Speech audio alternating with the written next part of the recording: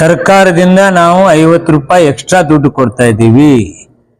ಮೊದಲು ನಾವು 350 ರೂಪಾಯಿ ಟನ್ನಿಗೆ ನಾವು ಕೊಟ್ಟಿದ್ದೀವಿ. ಇದನ್ನ ಯಾವತ್ತೂ ಯಾವ ಸರ್ಕಾರಗಳು ಕೊಟ್ಟಿಲ್ಲ. ಇದು ಕಾಂಗ್ರೆಸ್ ಸರ್ಕಾರ ಇದ್ದಾಗ ಮಾತ್ರ ಕೊಟ್ಟಿದ್ದೀವಿ. ಇದು ಬೊಮ್ಮಾಯಿ ಸಾಹೇಬ್ರು ಹೇಳಿದ್ರೆ 50 ರೂಪಾಯಿ ಅವ್ರು ಕೊಡ್ಲೇ ಇಲ್ಲ.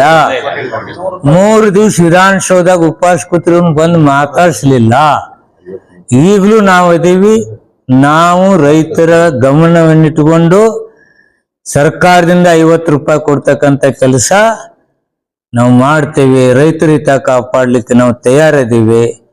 ನಾವು ಇನ್ನೂ ರೈತರ ಪರವಾಗಿ ಫ್ಯಾಕ್ಟ್ರಿ ಮಾಲಕರಿಗೆ ನಾನು ವಿನಂತಿ ಮಾಡ್ಕೋತೀನಿ, ನಿಮ್ದೇನಾದ್ರೂ ಸಾಧ್ಯತೆ ಎಷ್ಟೆಷ್ಟು ಸಾಧ್ಯತೆ ಅವ್ರು ಹೆಚ್ಚಿಗೆ ಕೊಡ್ತಕ್ಕಂಥ ಕೆಲಸ ಮಾಡ್ರಿ ಅಂತ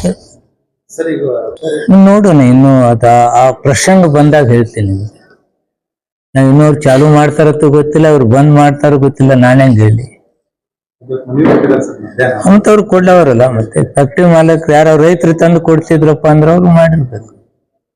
ರೈತರು ಯಾರು ಅವ್ರು ಕೊಡ್ತೀವತ್ತು ಹೇಳಿರ್ಬೇಕು. ಅದಕ್ಕೆ ಅವ್ರು ನಾವು ಚಾಲು ಮಾಡ್ತೀವಿ ಹೇಳಿರ್ಬೇಕು.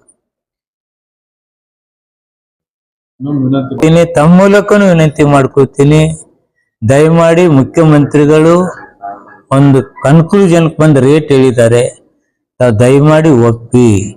ಲೇಟ್ ಆದಷ್ಟು ರೈತನಿಗೆ ತೊಂದರೆ ಆಗ್ತಾ ಇದೆ, ಲಗಾಣಿ ಕೊಡ್ತಕ್ಕಂಥದ್ದು ಹೆಚ್ಚಾಗ್ತಿದೆ.